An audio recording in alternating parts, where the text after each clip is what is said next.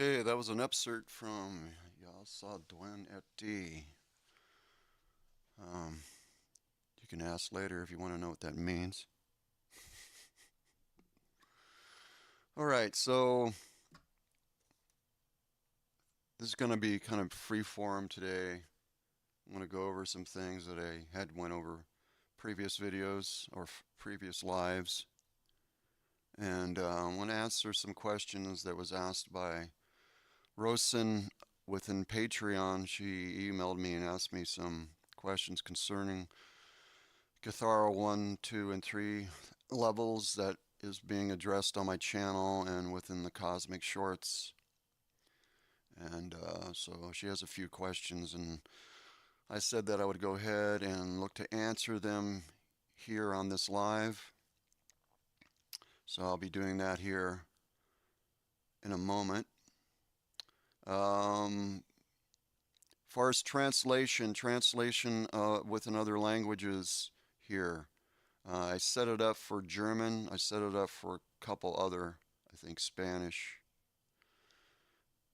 And so far, what I've recognized that it's only um, showing caption for the English language, which I'm speaking in English. Then some of the terms I'm using obviously is not within the dictionary, so they misspell those words, of course. But I have no idea why it's not being translated into these other languages, because I tried to check that out and it didn't seem like it was doing it. So, anybody that may have been watching it from wherever you're watching these videos from, and you're looking to convert it or looking to have the caption within your own language, it should be, for those who are in Germany, I'll just put it that way because I know I changed it over for that. If you can give me some feedback on that one, let me know as far as what's going on with that so I can try to render that. Hi, everybody. Hi, Daphne. Hi, David. Good to see you here, Dave. So you said just jumping on to say quick hi. Okay. All right, brother. Well, thanks, man. Thanks for jumping on and saying hi. Appreciate it. All right. So I guess I'm gonna go ahead and address Rosen's questions. Um, I guess, well, maybe I should kind of go over some other things too. Make sure I got this thing where it's working right, far enough away and close enough to where it actually picks me up. Speaking of the microphone, um, yeah, for those who may be interested in the one-on-one classes, for basically it's mentoring. Okay, I don't really care to use that word. Haven't for a long time, but I'm going to go ahead and use it now because it's pretty much what's going on. And I know some people, excuse me, people define things differently. So that word mentoring sounds like a lofty type of term, and could be taken in the wrong way. And that's really the main reason why I really didn't want to use it. It was for those reasons. But they're just one-on-one classes, and I'm just looking to assist as I am able. And so, in having the classes, it's very important for you to let me know exactly what you're looking for. And if you have a very specific curriculum in regard to what that is, you let me know, then I can just stay on track with that. Otherwise, I'll be fishing, meaning trying to figure out what you're looking to, wanting to know or being directed, however you want to put it, so that you can, so it can be, I can best facilitate you with what you want. I've had people within Patreon saying that they were interested, but only a couple people has come forward, okay? And I haven't heard from those who said that they were interested. So just thought I'd bring it up because um, If I don't say anything, then nobody knows where I'm standing on the situation as far as what I plan to continue to do. I'll continue to do it as long as people are interested in doing it. If you're not interested in doing it, just please say yes or no. It's fine with me either way, okay? I just need to know what's going on, so if I'm going to pursue it further, it's because of your interest. If you're not interested, then I won't pursue it. I have other things that I should be doing if that's the case. Okay? Want to make that clear? So just, let your yes be yes, let your no be no. And if you can't show up for the designated time, please contact me. If you can do it ahead of time, if you can't do it ahead of time, I know circumstances, sometimes happen that are beyond our control. So, but afterwards, if it's possible, at some point, let me know that the reason why that you couldn't make it. And like I said, just be straightforward with me. You don't have to. There's no obligation other than just common courtesy. Okay. So again, so I know what to do. Otherwise, I'll be spending time with things that it's not going to really serve me and it's not going to serve anybody else. Okay. So there we have that. Um, I think. I think that's all I need to say about that. All right. I am going to go over some questions here from one of the Patreon members, Rosen, and this has to do with Cathar levels 1, 2, and 3. Speaking of language, she was pulling from the caption from these videos, meaning the language when I'm saying you can see it down below, and you can change that within the settings. And so she's reading the video. She's not so much watching it as much as she's reading it. So she has questions here. So that being said, I'm going to answer here, but I'm probably going to have to answer her directly through text as well. Maybe I can take what I say here, and put it in text form and send it to her as well. But I'm going to go ahead and look to answer her questions. I did this like 10 minutes before I came on here, so um, I'm going to be. This is this is as fresh as it is to you as it is to me. So, all right. So I'm going to go through these one by one. There's not a whole lot of them, but this is again for Rosen and for anybody else that may have these questions. You have to excuse me. This morning I'm having issues with my lungs again. So Rosen asks, she goes, I'm reading your video, 3, the video 3, that is, Introduction to Cathara Levels 1, 2, and 3. And you are speaking of PDF. Could you send that to me? Absolutely. I will send you all the PDFs that I have that are on my website so that you have them. And if you have any questions about anything within any part of these PDFs, please let me know. And I will do what I can to be able to answer that for you if that's something I'm able to do. Okay, the first question is, you say, again, she's referring to the video that she was reading. You say the reason why I needed a workshop with these, that was me saying that. I said it's really best suited to have a workshop for this. The reason why I said I needed a workshop with this videos, because this really needs to be tactile. Well, obviously a workshop situation is a lot better than just a video where I'm going through chronologically, whatever I'm communicating, where there is people that are within a group in real time, allows for questions and things to be answered that may be misunderstood. So, for clarity's sake, a workshop is beneficial, but I think it's more effective if the video is there or the information's there, and then being able to address things based on that, at least that information first before it can be moved into something else. But yes, a workshop is more effective because of that. It allows for questions, and allows for things to be answered in real time. So that's the reason why I would say that. How do you feel how do you do without workshop to feel that what you are seeing is not theoretical?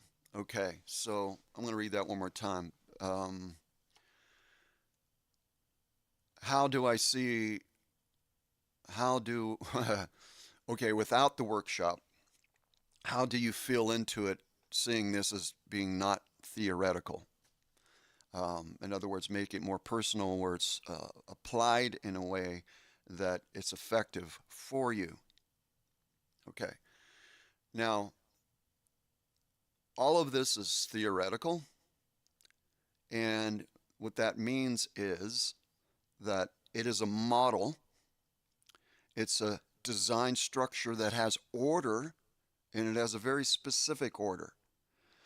And what is most important with anything that you're doing is your conviction, so that your intention is clear with what you're doing. You know, it's sort of like this. If I'll use an analogy for this, okay, and something that is visual here, so it helps you with what I'm going to say next. All right, here's the analogy. In regard to conviction and stuff that you can apply, let's look at a baseball pitcher on the mound getting ready to throw a fastball in order to try to strike out the batter. Okay? Now, the pitcher has to be confident of what they're doing. They have the skill to do it. They have the ability, okay? They have the ability. But if they're not sure of themselves and they start to wind up to throw the ball and then they stop, that's because they lacked confidence in the delivery of throwing the baseball. In baseball, that is called balking. Okay? That's what it's referred to as a balk. Okay. When you have something structured order, you're using it as a, a guideline so that you can align your intention, so you can be confident with what you do instead of second guessing what you're doing. And I use this because it is as good as anything else you're going to find here within this world. And it's, again, it's about your intention, your confidence with what you're doing. So how it applies is that way. This is the reason why, again, I'm using what I'm using. So you say that it's, okay, she says, for her, it's not theoretical, but how can I better understand or feel this? Well, again, it's your confidence.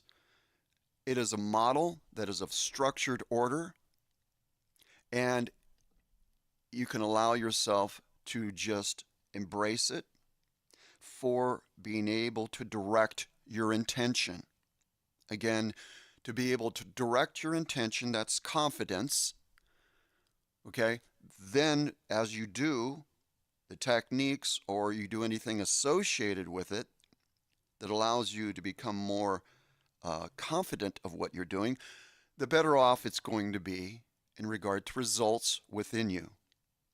Okay, hopefully I explained that without it being too complicated. I think you get the idea. So it's confidence, being confident with what you're doing. And I'm presenting it, this model, because I think it's a great platform so your confidence can be clear and your intention needs to be clear. So there we go. All right. Second question is, you say this tonal frequency slash scalar waveform making up a grid, which is the morphogenic field or form holding template, is also known as the Partakai grid. Yes, because the Partakai is the first creation vibration, thought, intention. It holds all within it that which unfolds as this geomathematical program that we're referring to. So the Partakai grid makes up everything. Everything is made up of the Partakai. Okay? So it's simple to say when you're looking or using the word morphogenic field or form holding template to say this is the Partakai grid, that would be true. Okay? Now, when we're looking at the Partakai and we're looking at this triune expression, we see within it, once we understand what it is, we see the encryption of the entire creation. The aspect of form, vibration, or sound and light, as we can call it that, because that it is. It can be seen as many different ways, electromagnetic, okay? All these different ways to perceive it. We can see it and understand it scientifically here. Everything is structured and functions within the electromagnetic forces. So this is all made up, everything is made up of the first creation vibration, thought, intention, which is the Partakai. All right, so hopefully that makes sense to you. Is the Partakai grid the Cathara grid? Yes, because it's made up of the same thing. You say, I would just like to add at this point that the playlist, the Cosmic Shorts, covers this. Yes, the Cosmic Shorts breaks this down and its fundamental beginnings. Again, focusing on the first creation, vibration, thought, intention. Okay? And when you look at that and you see everything unfolding from that, once you understand what that is, and I tried to make that very clear within the Cosmic Shorts, you will see all this other stuff and how it relates. Otherwise, if you start over here with complex geometry, you know, the structure as it starts to unfold itself, and if you look at it from first looking at the symbol light codes or the light codes, that can become quite confusing. That's the reason why I did the Cosmic Shorts, because I start off with that. I didn't complete the Cosmic Shorts because I was responding to what people want, and they said they want a longer format, you know. And I thought the idea of having a shorter one was enabled you to be able to hear it over and over again if you didn't quite understand it, to get it, because it didn't, the videos weren't long. The longest video was 5 minutes. The shortest video was under 2 minutes. And I wanted to keep it within a 5-minute length. And in order for that understanding to come, when you're watching a long video, there's a tendency for a lot to get lost. So I wanted to condense it. And that's what I did. But I stopped, like I had said, because people wanted a longer format. So that's what I did. I stopped. And I've done that quite a bit of times here on my channel. But it doesn't seem to matter much. Okay, so hence the reason why I don't do videos anymore, because it's too much work. And I rather just do lives and do these Q&As if that's possible, and covering certain things, and having everything else within Patreon. If I do any videos, they're going to be posted in Patreon. eventually making them available to the public. But Patreon members, and especially those who are paid members, come first. All right, let me see. Yeah, okay. She asked about episode 6 of the Cosmic Shorts. Explains the Cathar grid, level 1, 2, and 3. It is very condensed. She asked the question. All right, so I don't know exactly what the video that you're talking about, so I can't really comment on that. I didn't have time to look at any of this stuff. I did that a couple years ago, so I have to become familiar with what the content is before I can really answer that. But I think I answered enough. If, again, I'm going to go ahead and send you the PDFs that I have on the website so you have those because I know those can be kind of difficult to download. I've been meaning to transfer stuff from a website to Patreon. I'm starting to do that a little bit. I started that with um, uploading my music. Um, my first volume one of which I refer to as the spiritual album.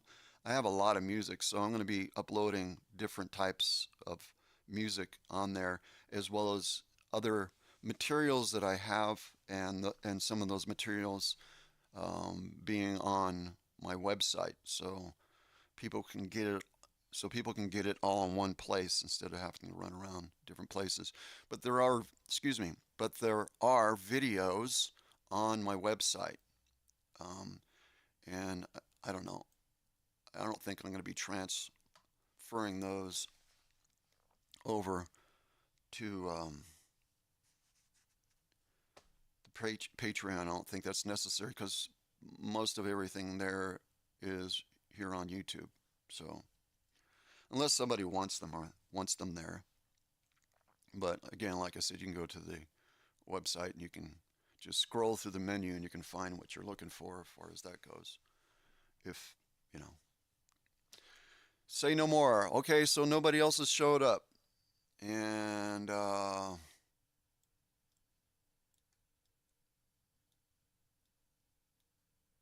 or something's wrong. I don't know what's going on.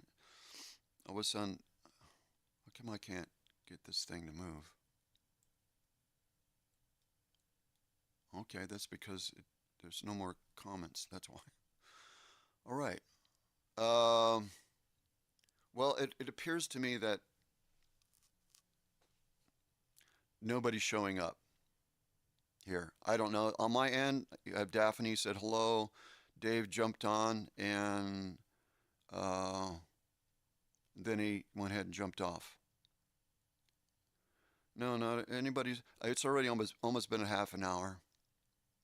Well, if anything, I've done this for Rosen, so you know, and which is to me that's definitely worth it.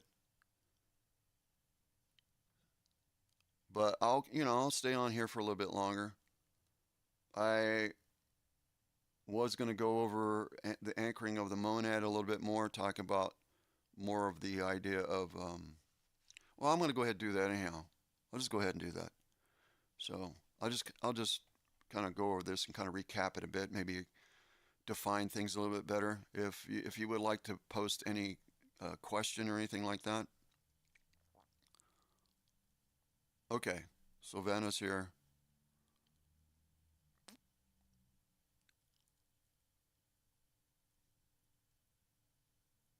Oh, Dave's still here. All right, David. Thank you. All right. Like I said, I mean, I was able to answer Rosen's questions, and I'm going to send her a link to this. And if she can't make out what I'm saying, I'll just write it out in text. But I'll be sending her, just so you know, Rosen, I'll be sending you those PDFs as soon as I get off here. So the time you watch this, um, they'll be in your email.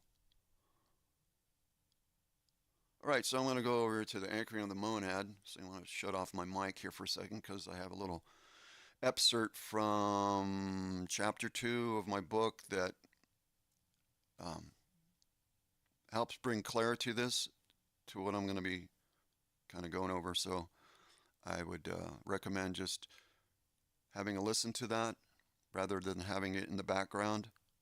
Every single word there. When I'm writing things out like that, every word actually matters from one another. So it's like a condensed version. So I'm just saying, um, it's easy to miss it.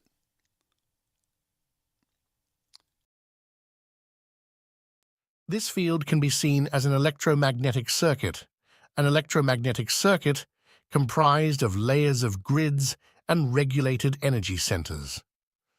The directed motion of energy is determined by the ratios of the electromagnetic fields, and the grids function as blueprints or templates for the transharmonic movement of energy.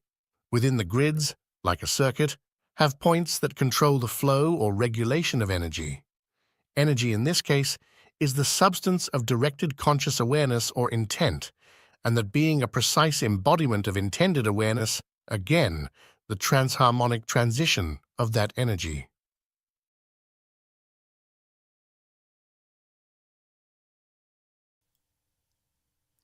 Okay, so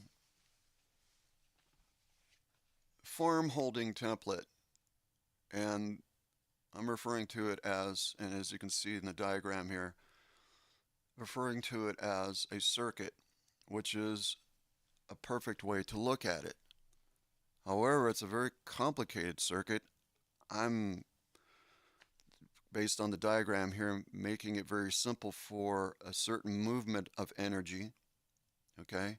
And first beginning with chi, the ground. Ground is what allows the circuit to flow.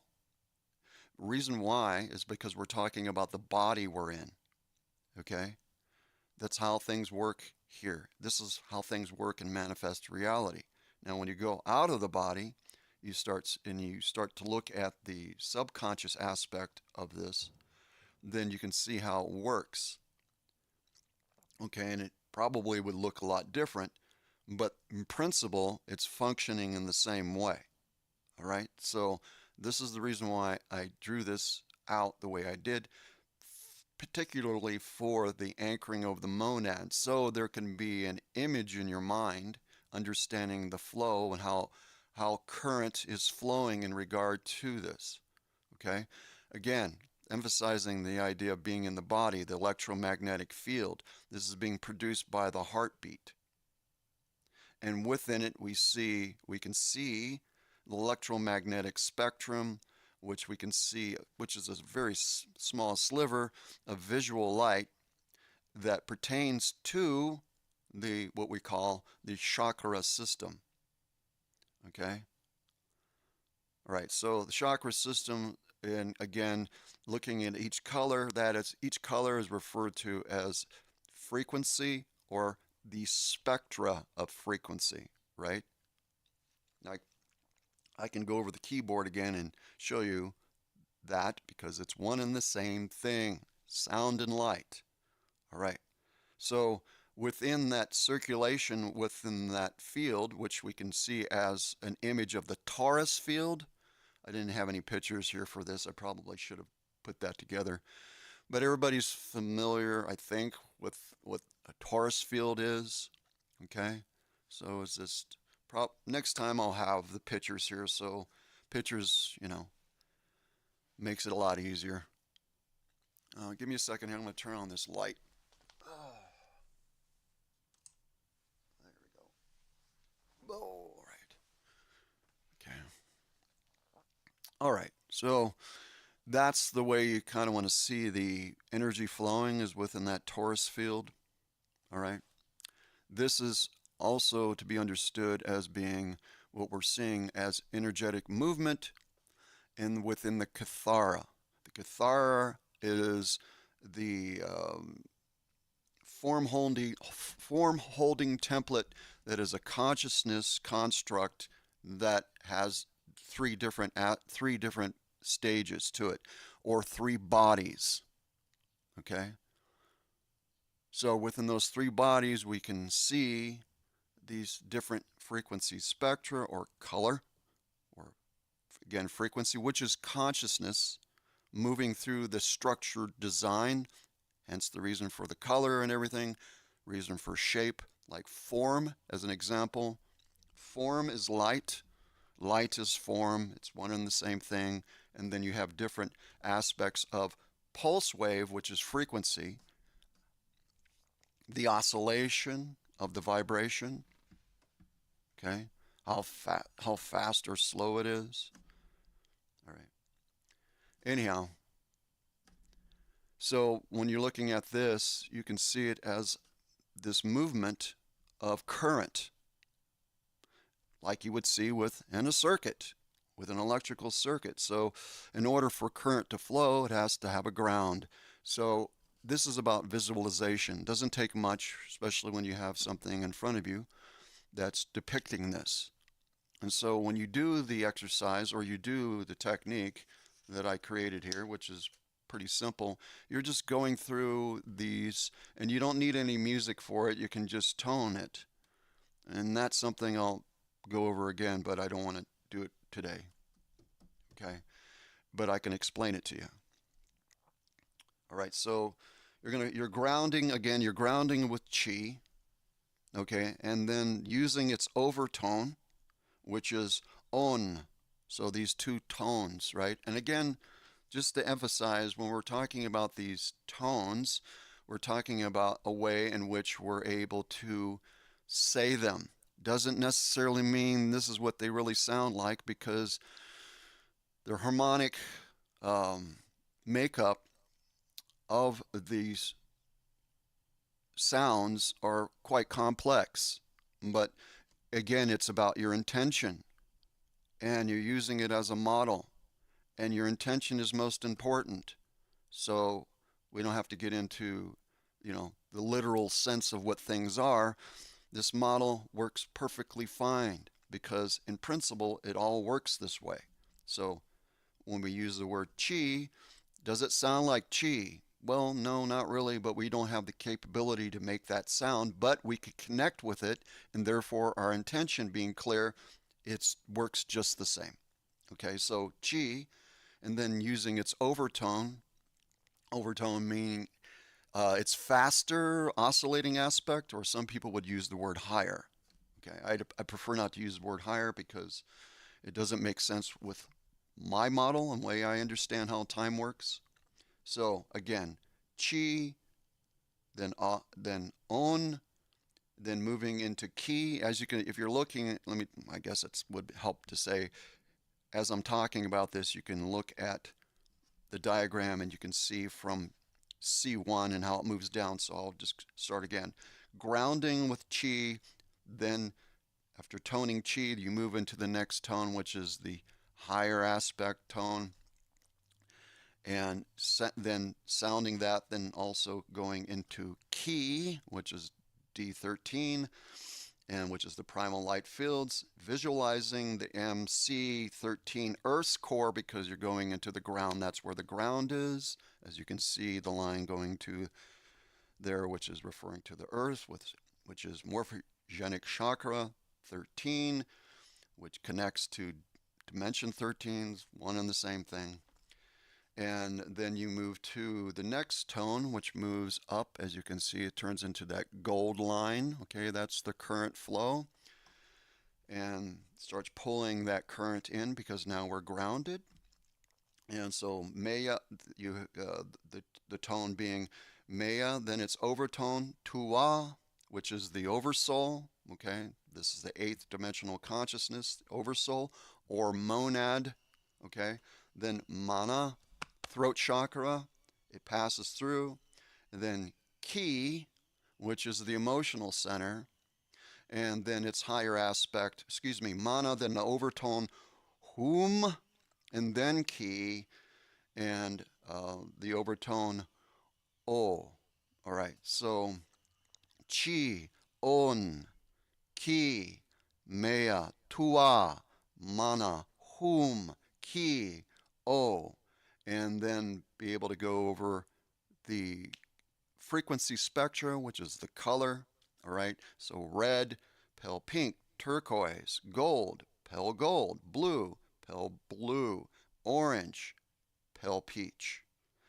And going over these tones and being able to tone them, I have put it to music.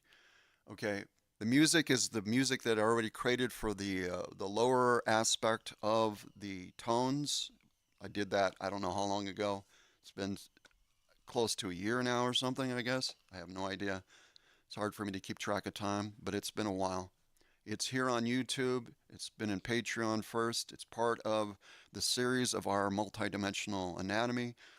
When downloading the PDFs, that's chronologically listed within that course. Along with it is that MP3, so you have access to that to be able to learn this. And the best way to learn it is to sing it. But having the graphic in front of you at the same time, then you can see how it is moving as you're singing it. And if you do it enough times, then you lock in the image along with when you're toning it, which is increasing your intention and the building up of energy, because this is a consciousness construct. You are the magic. These other things are facilitating your ability, but your intention has to be clear. And so, again, to emphasize, I use these models because they allow for that to the best degree. All right, so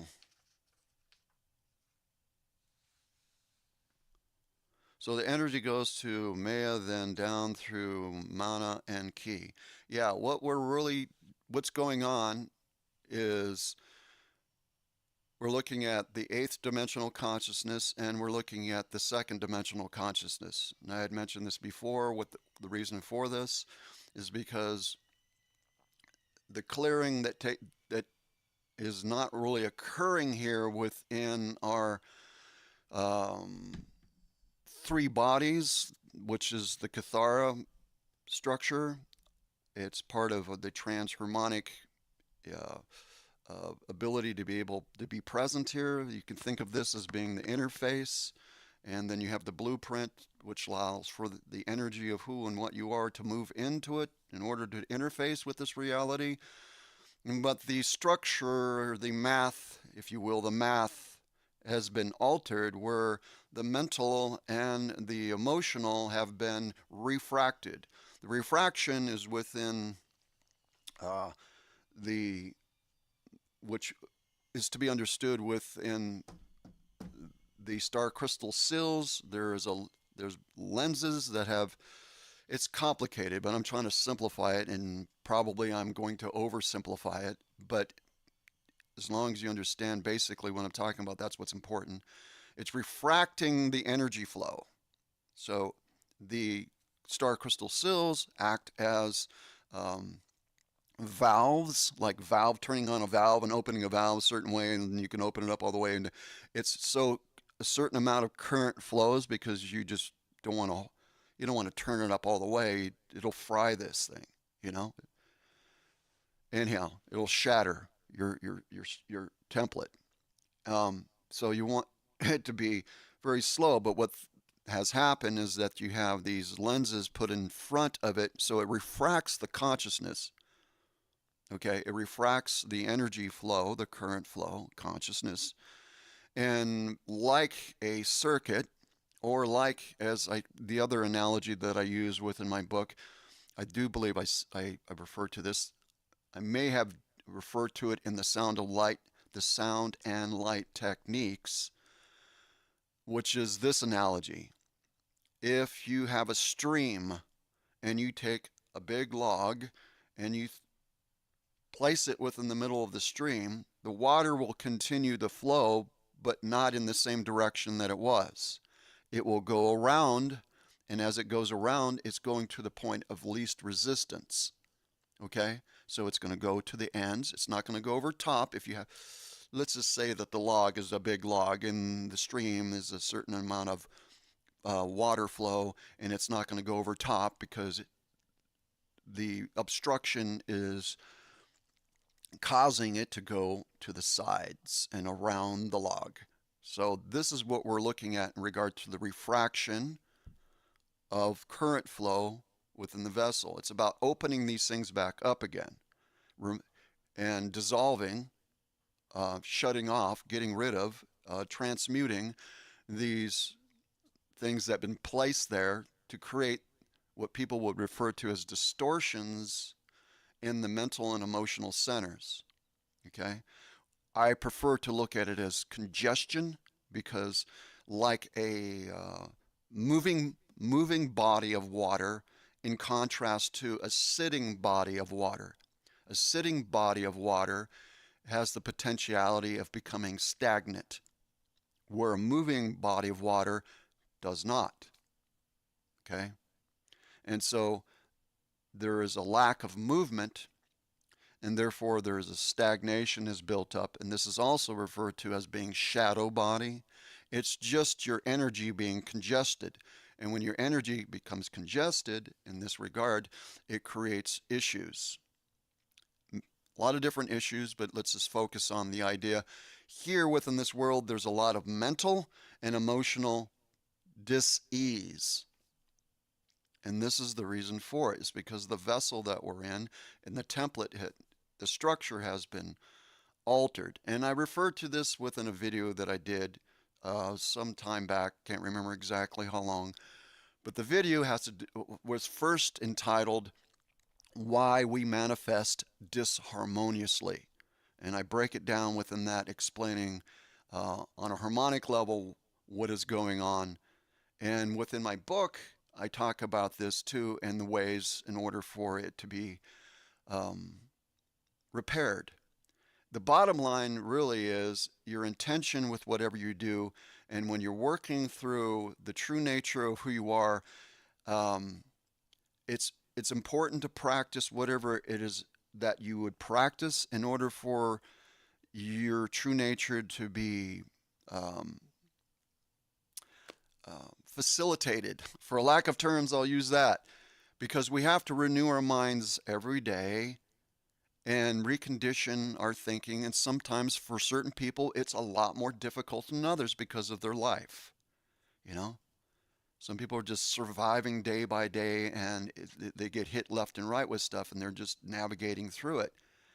So this is the main reasons why I said it's important to give time to yourself, whether it's 5 minutes in the bathroom or something, whatever it is, to be able just to go back to the time that you remember within this incarnation that you got joy from the certain things that you experienced. For myself, it would be going out into the field and being amongst creation, being involved with the bugs and the lizards and whatever, and finding myself back there again and feeling what I felt because I had a wonder for all this. I had such a great respect and love for it.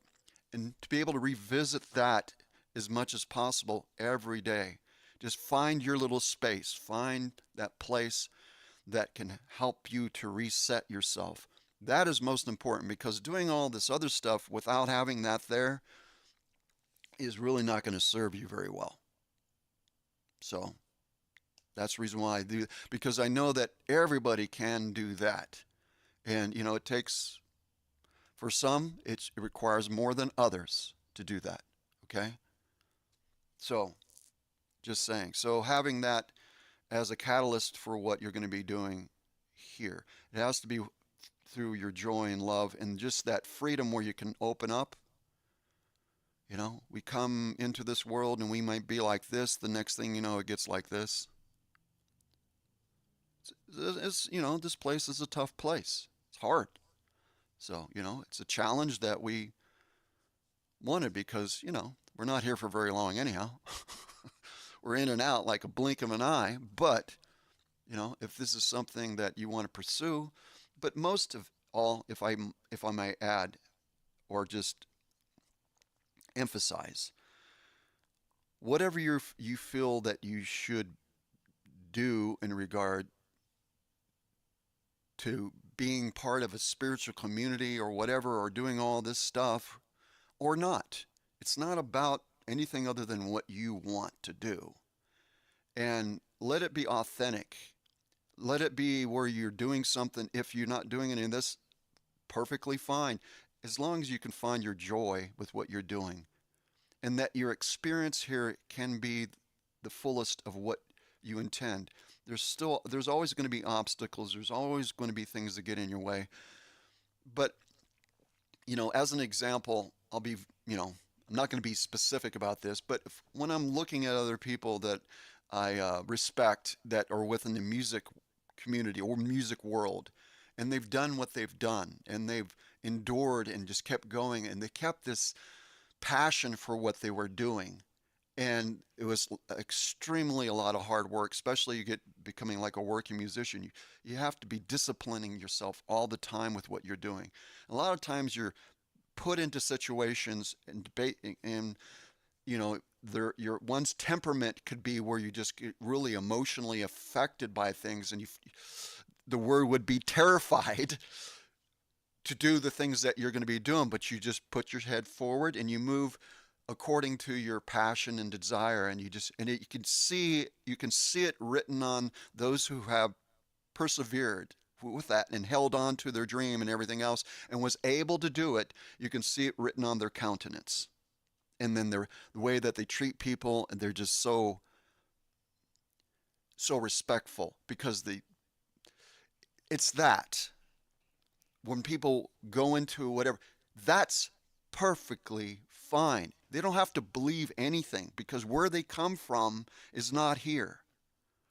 And it's like there's been this misnomer of when you come here and you can get lost, and all of a sudden it's like there's this horrible thing that can happen. No, as who you are as a soul, that can never happen. Things can happen to the body, the experiences that you have can be extreme. But who you are is eternal. So that's my encouragement. Whatever you do, doesn't matter what it is. I've been doing this is because this has been part of my life for a long time, virtually my whole incarnation, you know. So this is what I'm doing, but my first love, and this is what I'm trying to emphasize here, go with your first love. My first love is exploration and art, and music is part of my art template. And I I am going to continue to do that. I want to be able to be set up in that where I can just at the end of my life here, where that's where I'm at, to be able to do that why I'm still able to, because that's what I was intended to do professionally. Okay? But I still want it. And there's nothing wrong with that. It's important, again, for your heart to be open and for that joy. And so pursue your first love. If this is your first love, then pursue it with all your heart. If it's not, that's fine. You know, this isn't my first love, believe it or not. That is what I just mentioned, you know. But I also like a lot of other things, and I love doing a lot of other things. But the thing that gives you the most joy, that's going to be your catalyst for things in your life. That's what's going to enable you to endure. That's going to enable you to grow. Okay? It's all about you. There's no one size fits all. Yeah, well, renewing your mind to who you are. We're in an individuated state. So what's important is it's about you. You're experiencing yourself differently from what you really are here. And you're in an individuated state. This is an amazing experience to have. And many want to come back and have it over and over again. And as I am growing older and realizing things on a deeper level, so do I. Maybe not necessarily here, but it's the experience of this that is so unique because in a collective state, it's not like that. So again, experiencing self differently, individuated differently, this sense of separation, it's an amazing experience. You can even say it's an amazing gift. So I'm saying consider that and take advantage of it for what it really is and value it. And that just allows your heart to open more when it's like, even through my suffering, which I would wish on nobody because the extent of which I cannot even explain, and if I did, it doesn't really mean anything to anybody else. I am thankful for the experience of those things. Certainly not during the time that I was going through them, and certainly not years later where I'm still having repercussions from the condition. But on a deeper level, I do, which is part of my healing in the process. Everything that you have experienced here, to be able to be able eventually to look at it and feel it with gratitude is a huge thing. I mean, this is the reason why you're here, to experience things other than the way you would normally experience things not being here. Hence the expression experiencing self differently. It allows for expansion to a greater glory, if you will, which means imagery, a luminescence of self, you know, just the awareness of the energy that is being produced by you know, the experiences that you've had. That's why certain beings that have been in manifest reality for a very, very long time hold such high uh, respect and position because of what they've gone through. So many, they've been here, some of them being like, well, I won't use the word guardian because that's the wrong word. When you look at certain beings that are um, wardens, would be a warden of a universal construct, that means an overseer of everything. I mean, that's overseer of everything, and they have the authority because of what they hold. They just hold that power, but that power is fueled by love. But there's certain beings that have that because they've been in manifest reality, in and out for so. There were some of the first of this particular construct, this construct design. That was some of the first. So they were talking about the first initiators of the design to begin with. And you see that with certain beings, and I know one of those beings. And it's interesting when people really go down that hole and they go out of the body and they start going into the depths of things, they run into what that is. And then there's certain beings, that certain being has the uh, title, so to speak. It's not a title.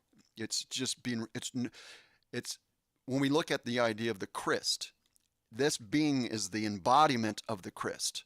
Hence the reason why we call it the Christ. It's just been around for a long time. Very, very long time. First, among the first. So this is what happens when you come into manifest reality. You have the potential from a co-creator to become a co-creator and the prime creator of that design.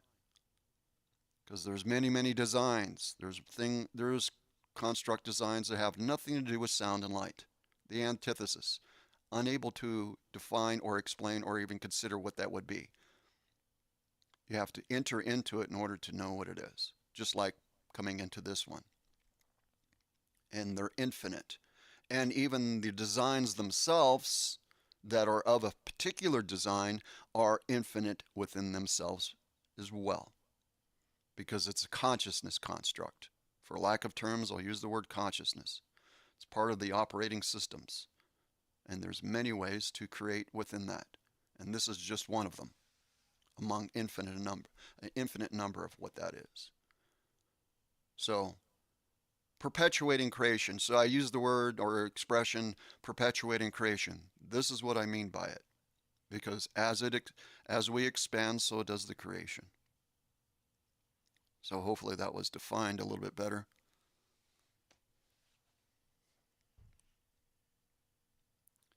Well, your own joy, things that's joyful for you, things that you relate to on a very personal, things that, I mean, if he can have two people in the same room and based on their personal experiences, one person may respond to one thing more than the other, or where they respond to one thing and the other person doesn't respond to it at all because they don't have an affection for it, but the other person may. So it's you know it's your personal affections. What you know, and it's personal. It's not you can share it with other people, but not the way that you're connecting with it. So sometimes it's important not to do anything except for just keep those things to yourself. There's certain aspects of our experiences that we need to be secret about and just keep them to ourselves. We can share our enthusiasm, you know, for things within a different way based on our connection to those experiences that bring joy and admiration, wonder, whatever. We can share those things, and that's awesome. But I'm just saying, it's it should be first something that applies to you and to you alone before you should share it, I think. At least that's been my thing. And it took a long time for me to kind of get that because I wanted to give everything away as soon as I got it. I want everybody to share with everybody. And it's just because of my enthusiasm, and it's like, oh, and that's fine. But there comes a time where it's like, wait a second, this is my thing. And then you start to fall in love with that even more because that's your thing. And that does something for you. And it's important for you to be in the moment for what's going on within you and be content with that without having to share it. You know, there's a beauty in that. So, uh, is there anybody else that showed up here? I think it's just, well, David, I'm sure he, I don't know if you're still here, David, but Daphne, David's probably taken off, I would imagine. It's getting late there for Sylvana as well.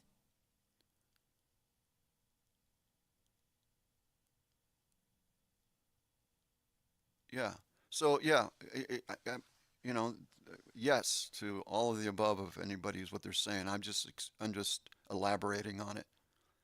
It's like renewing of the mind who we really are. Yeah, absolutely. But make it as personal as possible.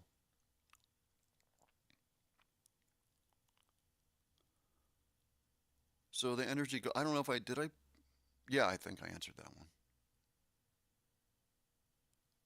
All right, David. Thank you, brother. Thanks for dropping in.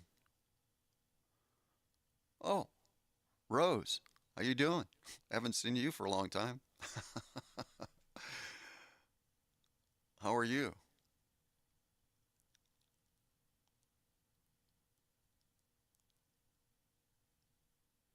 Yes, thank you, Daphne. Yeah, she says there's seven of you here. It shows seven anyhow. So yeah, please like the video.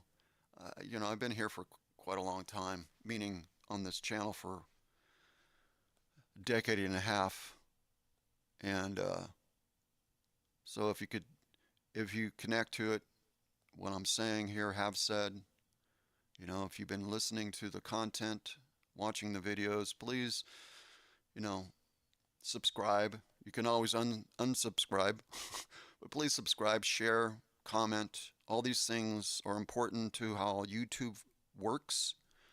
The algorithm, it's really important that people are interactive because that's the thing. When there's only like a small percentage of likes, I get for a lack of terms, it's not so much I'm getting shadow banned, it's that I just don't come up in the search because the lack of activity. So being active on this channel, I don't care as far as what you do. Um, that's not my responsibility, but I am going to ask you if you can be active. That way, the things I've been doing over the last decade and a half can, I'm not getting any younger, can proceed and, I can get past the idea of having less than 10,000 subscribers after 15 years. So I'm getting closer. I think it's more like, what is it? I need about 1,000 plus, 1,020 or something like that. I think that's what it is. 1,020, somewhere around there. I need 1,020 more subscribers. So if we can get 1,020 subscribers within the next couple months, then I can be at 10,000 after 15 years. Yay. And no, I'm not going to put the plaque in the back. I was going to put the plaque behind me, but after 15 years, I'm not going to do that. It's like should be having never mind. Now I'm just babbling.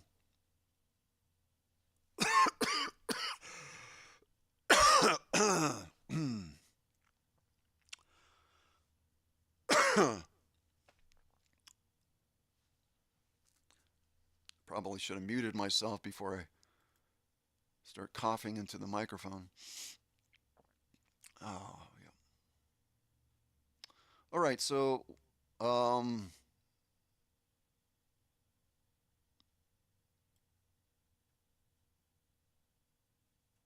yeah. Well, Savannah, I've been saying that for the last 2 years. A lot of other people have been saying that too. It's just honestly, I just show up is what it is. I can't really think about it anymore. But I'm just voicing myself, kind of ribbing myself, if you know what I mean. But ribbing meaning I'm just kind of like humoring myself as I talk about these things, meaning these. But in truth, it does really help, and it doesn't take much to subscribe. It takes a second, you know, liking the video or disliking the video. Either way, it doesn't really matter. I mean, at least not according to the algorithm. So just activity. It'd be nice to see more activity. And primarily, again, the reason why I started this channel a long time ago was for some kind of community interaction and co-creative, you know, ongoings with, people. And, you know, this platform, it's difficult to get that going. It's taken a long time. So when I do see people commenting, especially during these lives, that's the reason why I do lives from now on, or I'm able to do lives anyhow, is so that people can have a platform where they can start talking about things in real time. And when I seen that happening the other day, I was pretty excited about that. I was happy to see that because that's really what I've been looking for is just even if it's not really about the subject that I'm talking about, it's just people interacting with one another and within a positive way, and that's you know that's good medicine for my heart. And yeah, also monetary support helps. Yes, if without monetary support, I couldn't do this at all because this is the only income that I have is this. And that's a long story, but it is what it is. And so, yeah, so within the description of this video, which will be after this stream, I'll put the description. I haven't set this up where it can default to the description I have, but it's in every single video that I have. Is ways to contact me through email, ways to support financially through Zelle, if you have that, which is the best way really. And there's PayPal, um, and I had Venmo, but I had issues with Venmo in the past, so I kind of stopped using that. Um, but other ways to be able to contact me if you have need of something, you have question, you need some of the PDFs that I have that you can't access, you just let me know, and this is what I've been doing, and I do what I'm able. So I'll provide those things and do those things that I'm able to do. All you have to do is just ask.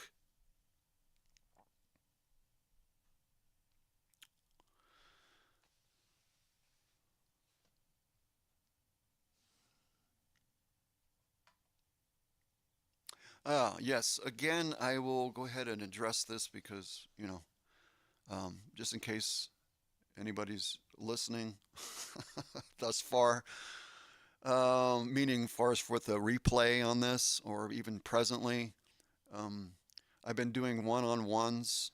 I was originally intending to do workshops, but not enough people came in for the quota.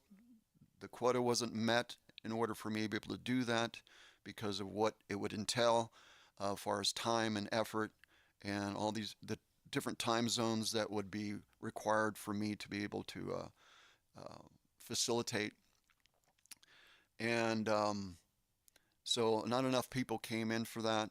And so I said that I was going to go ahead and just do one-on-ones, single classes. And there is a benefit to that, but it's important if that is something you're interested in to make sure you know what you would like. So when communicating to me and within the first meeting, letting me know exactly what you're looking for so that I can help facilitate that is to the best of my ability. If you're looking for a curriculum, make sure that if that's what you want, a curriculum concerning that, well then this is based on the course, our multidimensional anatomy. So I have that laid out already, and like Sylvana, she's printed out all the materials and she has it ready to go. Excuse me. I don't know what's going on here with my throat, but I'm having problems here lately. So, all right, I'm gonna have to come back because I'll finish up my thought there, but right now I can't talk. I'll be right back. Have to get some water.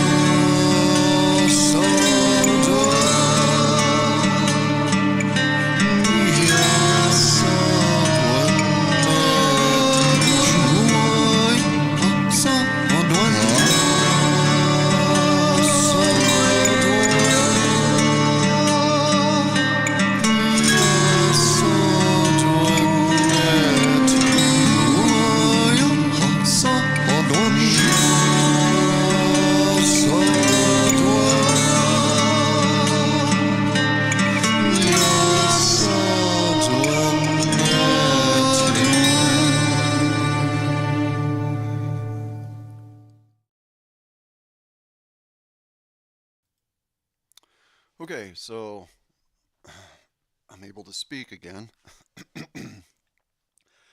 Yeah, so having a clearer understanding of what you're looking for is very important so that I can stay on track for what you have in mind. And if I start to stray from that while speaking with you within a session, don't feel reserved about saying, letting me know that that's fine, but can we stay with this? I won't get offended whatsoever. Okay, so that's probably occurred a couple more than a couple times with me. So anyhow, yeah. So there's been those who've been interested in doing the workshop that that's kind of last that I heard from them. Um, and so, I mean, let your yes be yes and let your no be no. If you want to do it, that's fine. If you don't want to do it, that's fine. Um, it's important for me so that I know what to do because I'll start preparing and getting things ready, and I could be doing other things.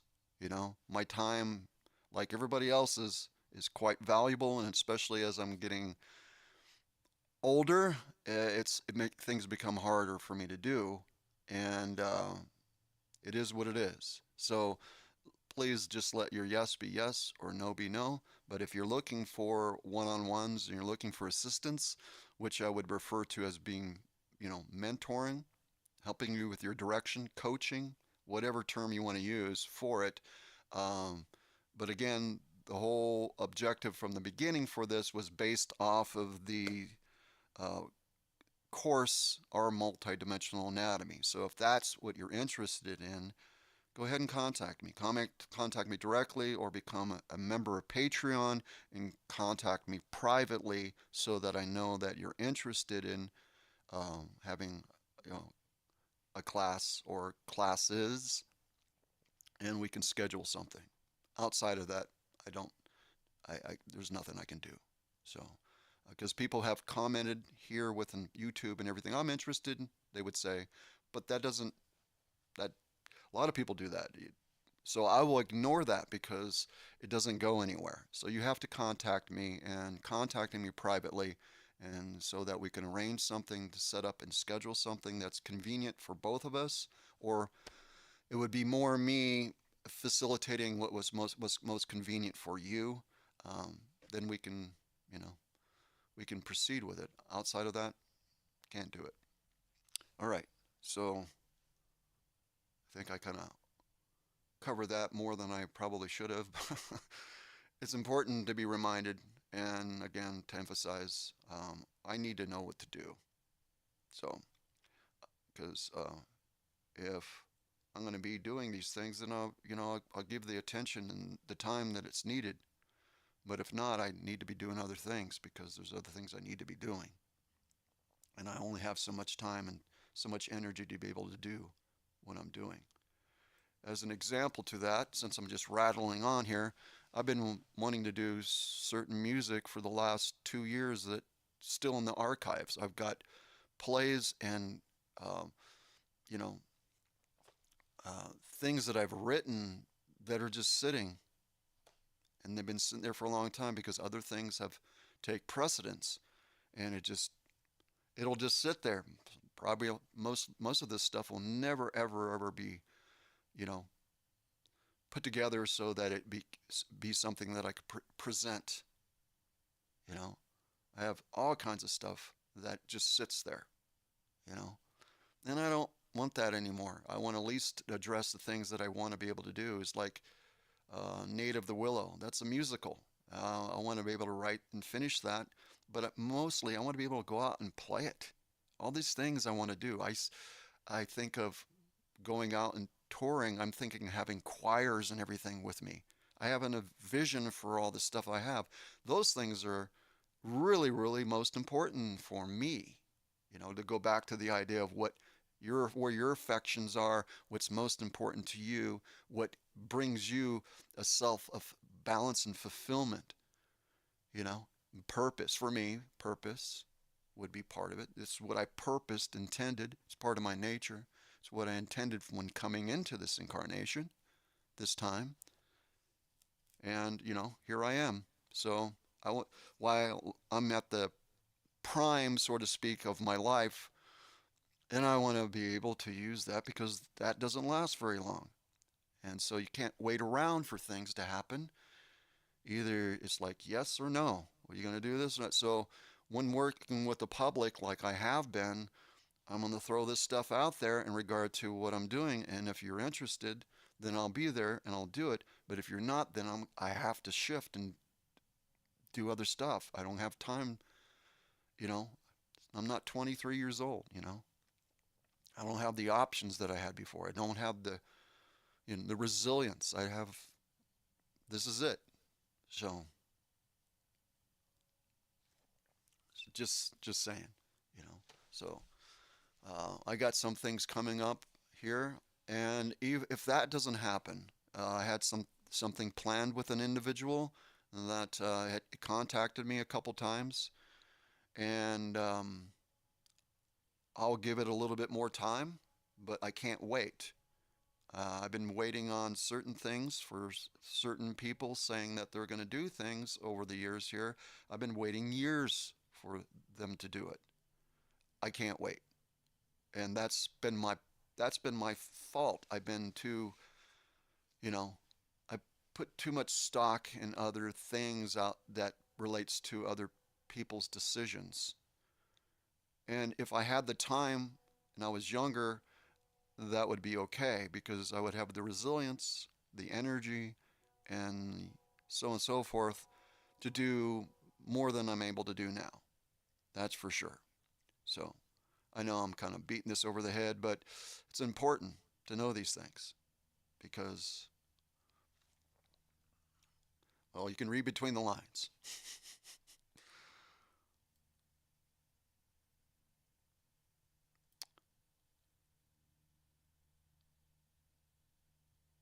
Well, thank you, Sylvana. Yeah, my music doesn't sound like anybody else's, and it's quite diverse. Most of my music, it sounds like me, but none of the songs sound the same. It's the artist of part of me.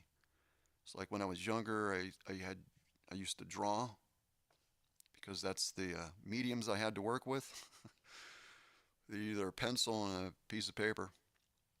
And so once I drew something, I just turned the page. Time to do something different now.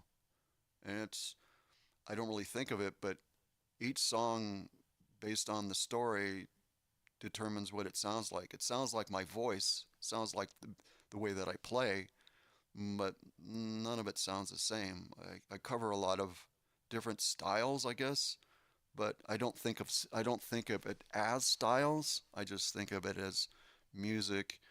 I'm thinking of notes and harmony, and I don't compose the same way everybody else does. They'll use progressions, and I know all that stuff. I can teach it. In fact, I did. I teach music theory, which I taught myself, and but that's not the way that I approach it. I approach it from an artistic perspective. It's more of a feeling and a visual thing than it is an academic, structural, mathematical thing that you find a lot within music.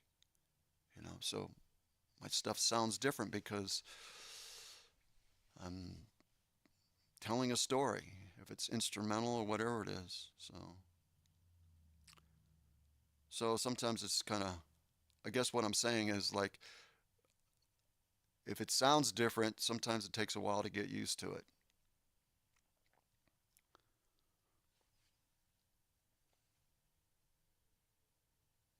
Especially my voice. My voice is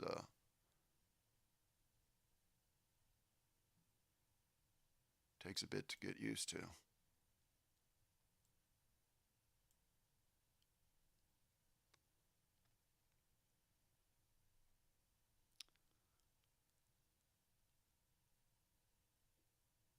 Singing voice, that is.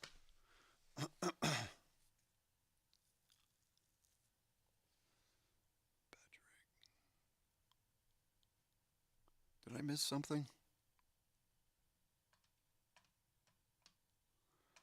All right. I'm not really good at reading stuff here, so you're gonna have to excuse me. I keep saying that over and over again because I'm just not. I've been doing this for so many years. I haven't done it where I've been doing lives, so I don't spend a whole lot of time on looking. Come on now, I have to back up so I can see if I missed anything.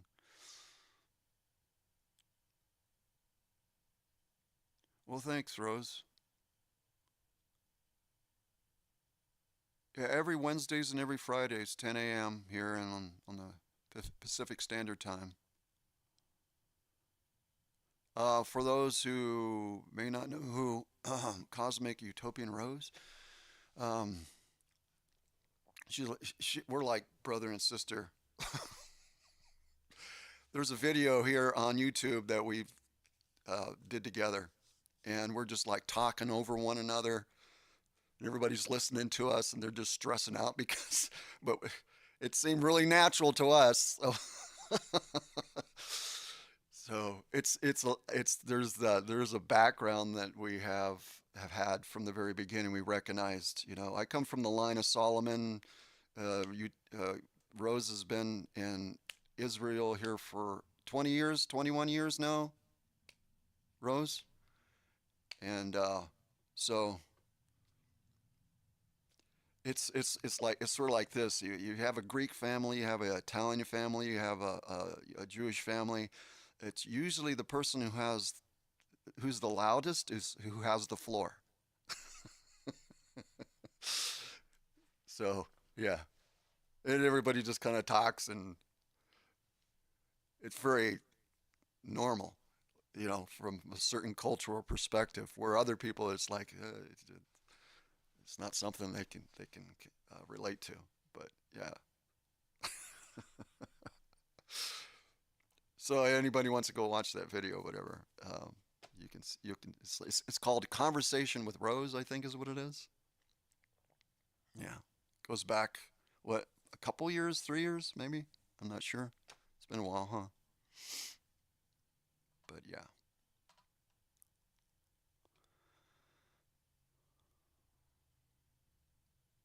Well, yeah, Daphne, thank you. I really like being here when I see people, especially seeing them interacting. It's good for my heart, you know. I like seeing this ongoing thing, you know. It makes it all definitely worthwhile. It's a place that I want to be. I can't think of a better place to be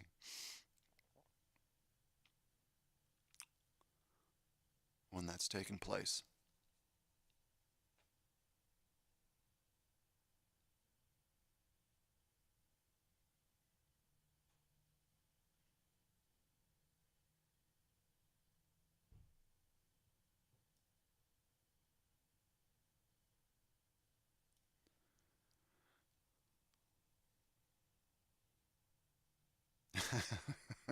Don't go there. All things are revealed.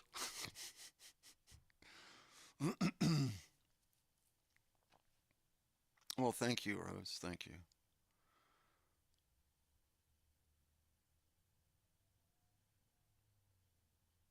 23 years. Okay. I figured it was something around there. I wasn't quite sure. Time has definitely hasn't been something I've been keeping track of very well, especially over the last year.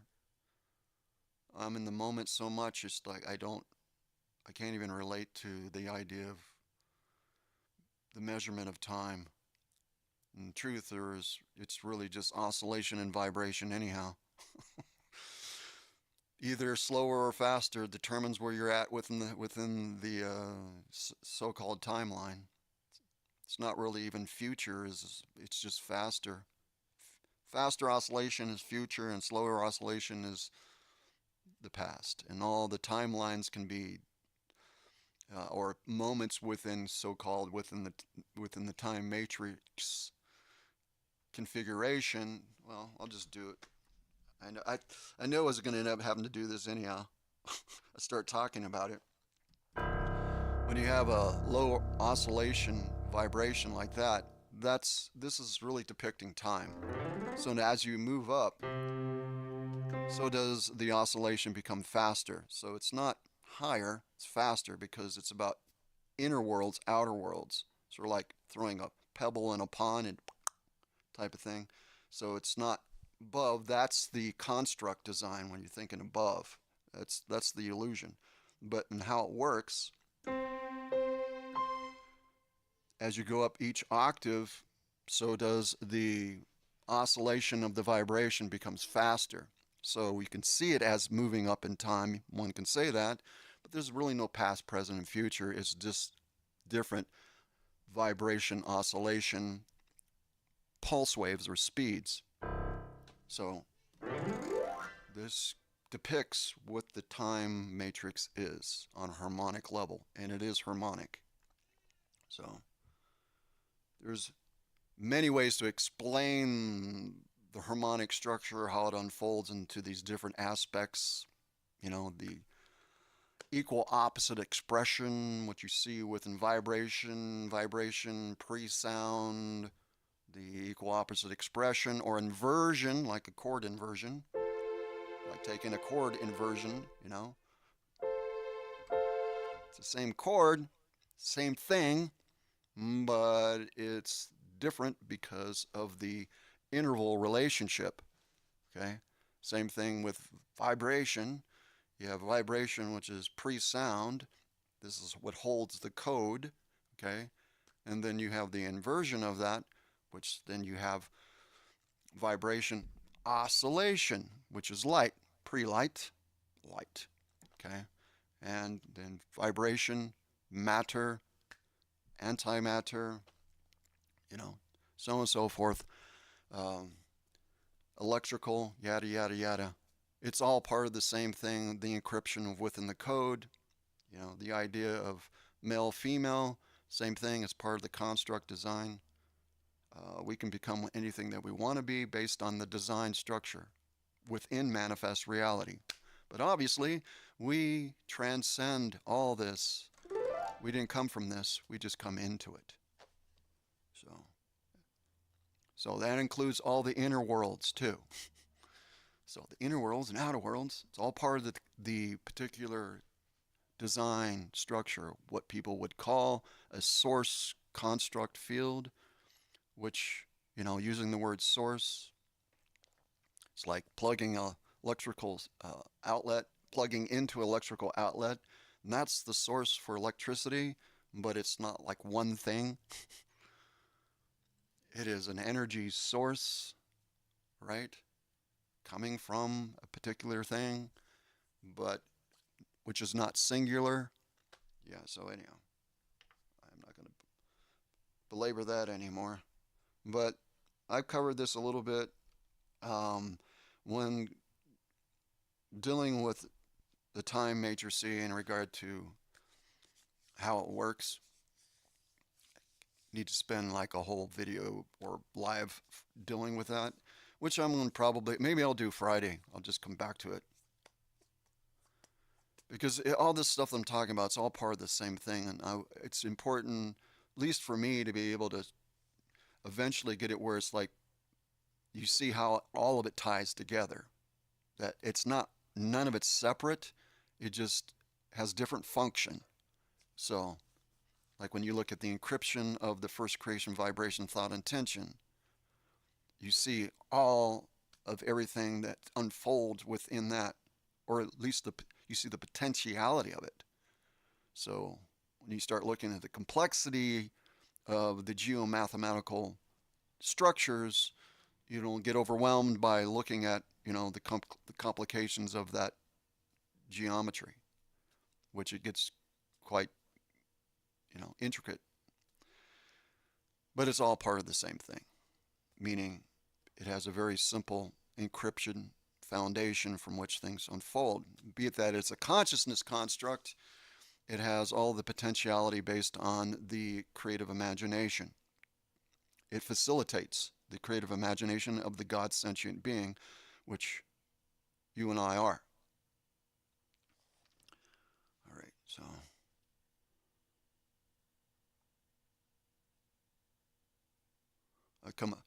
Turtle. When I was younger, because my last name, which was my father's name, was given was Smrdel, which is I think it was Czechoslovakian, but originally it was spelled with one L, but because there was a wanting to separate members of the family on his side, he chose to use two L's instead of one.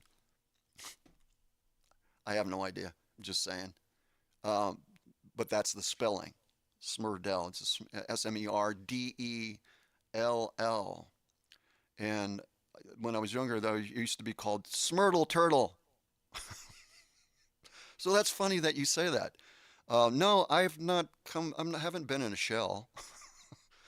I just gone through a lot of shit. I went through a lot of suffering. I was been bedridden twice. I fell on my head when I was 6 months old, and it racked my total nervous system forever. I was sick throughout my childhood, always. Just a long, long, long story, but like I said earlier, before this was something I was talking about prior to you showing up here for this live. Thank you, by the way. But the point is that um, I come to value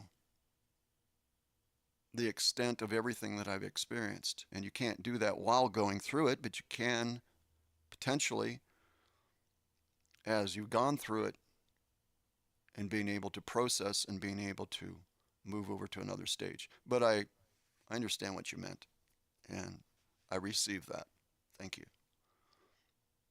There's always more, though, right?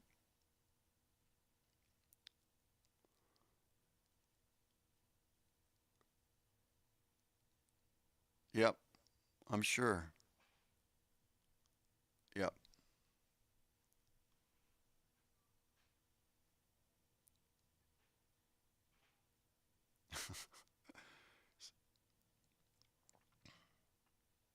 I'm just reading.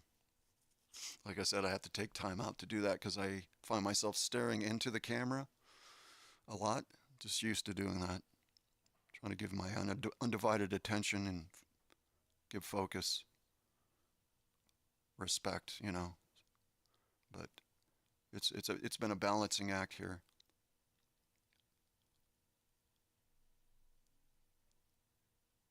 Yeah, I mean that's not a bad thing.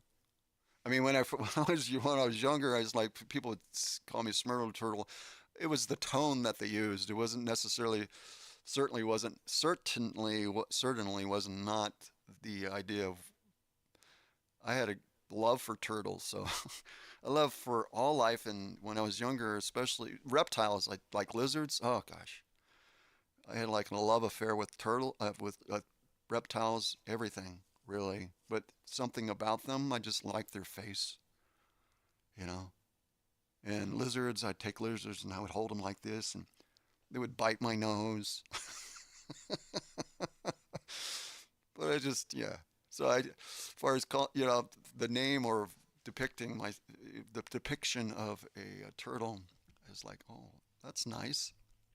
But it's just the way that they said it. They were just making fun of me. I think probably the worst thing that they said to me was they called me Spermdell. It's like Spermdell.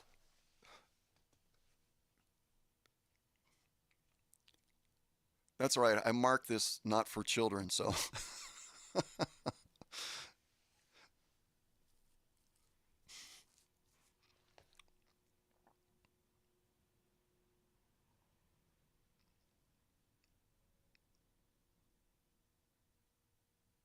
one of my best one of my best childhood friends was nickname was Turtle. That's cool. Toidle. Shmorta Toidle. Now I use it with a kind of like an affectionate thing. I'll, for those who may know, and which is very selective. Actually, one person. That's how selective it is.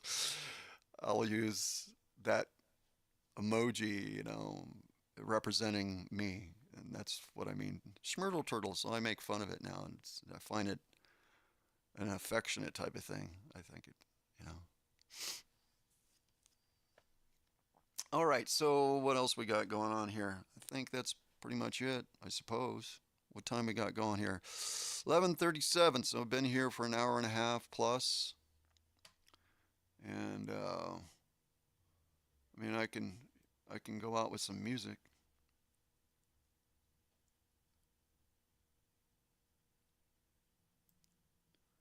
Erikumenare, which is the Song of Orion, um, which I translated, which was never translated. Here's the key to translations, folks. For those who are interested in translating really anything, especially in reference to what I am talking about here, which is the Anahazi, so-called Anahazi language, is understanding what it's about. If you understand what it's about and you have the ability to discern, um, you can practice it anyhow, which is the process of translation for something, because things here within this world can have many different translations as long as it holds to the meaning. So there's like certain ways that you can say things many different ways that holds the same meaning. Look at look at the translation of translating that in the same way, because a lot of what's translated in regard to the Anahazi language is translated that way. Okay, I haven't spent a whole lot of time with this. I just have, it's just instinctual for me to be able to know this stuff. You know, what you know innately is not something necessarily that can be taught, but I try. And again, translating is first knowing what it's about. And when I had did my version interpretation of Ericum Nare, it had not I did not listen. I've said this before, but it's a good story. It bears repeating. I deliberately, because the artist that I am, I don't want to hear the original. I don't know. I don't want to know how it goes because that will influence me, and I don't want that. I want it to purely come through me. And so, in order to be that open conduit, I can't have anything that would influence that. And so, I did my interpretation, and then a couple years later, or whatever, how long it had been since I did it, I'm not quite sure. It's been a while, maybe 3 years. Um, at any rate, um, then I come to understand because again, there was no translation for Eric Humnare, which is the Song of Orion. There's no English translation, or there's no translation period. So I translated it this year, and I did a live with it and went over that. And once I knew what it was about, and then I look back at my interpretation that I did years before that, or some time before that, and my interpretation of it best represented best represented what it was about on a personal level. And that's just synchronicity in regard to moving the energy according to the intention. Being able to hold that not with familiarity of something that you come in contact with, but what you already hold within you. So I'll go ahead and play that because it's very powerful. Once you know the story, it opens it up much on a more grander scale, meaning it allows for things to come through that, for those who may have heard the original, realize, oh, that's just too different. I don't even recognize it. But that's what I'm trying to communicate here, is recognizing the authenticity and the true meaning behind it. And I did that again because I did not expose myself to the way it sounded, how it was written. I just took the words,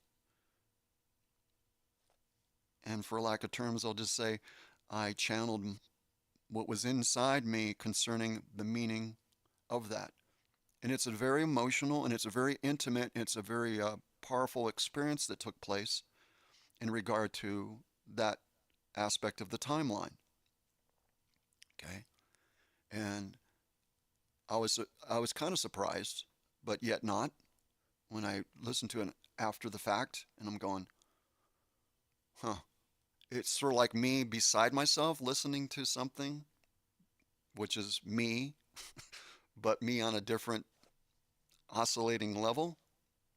Yeah. All right. I said all that so that you can perhaps enjoy this a little bit more than just listening to it. All right. So I'm going to go ahead and close out with this, if that's okay. And thank you all for being here. Blessings to you. And we'll see you Friday. Friday at 10 a.m. here, Pacific Standard. You know, well, I'm here in California, so you can do the math.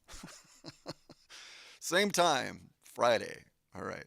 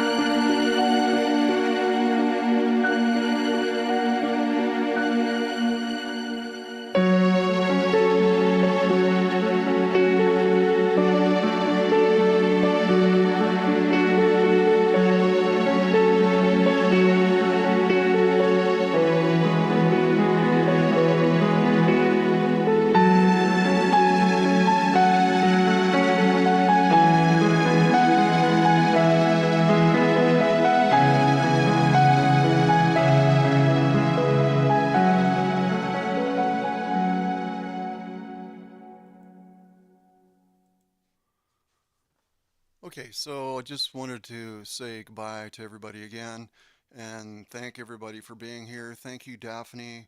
You always do a great job, and I really appreciate you greatly. Everybody, thank you for being here. Appreciate you being here. Jonas came in here a little bit later. Thank you, Jonas, for showing up. So, Friday, same time, I'll see you here, um, 10 a.m. Okay. I'll continue to post and community post to let you know that this is what's going on Wednesdays and Fridays, just so that you're reminded of that. And there we go. Thank you so much, everybody. Blessings to you, and we'll hopefully see you Friday.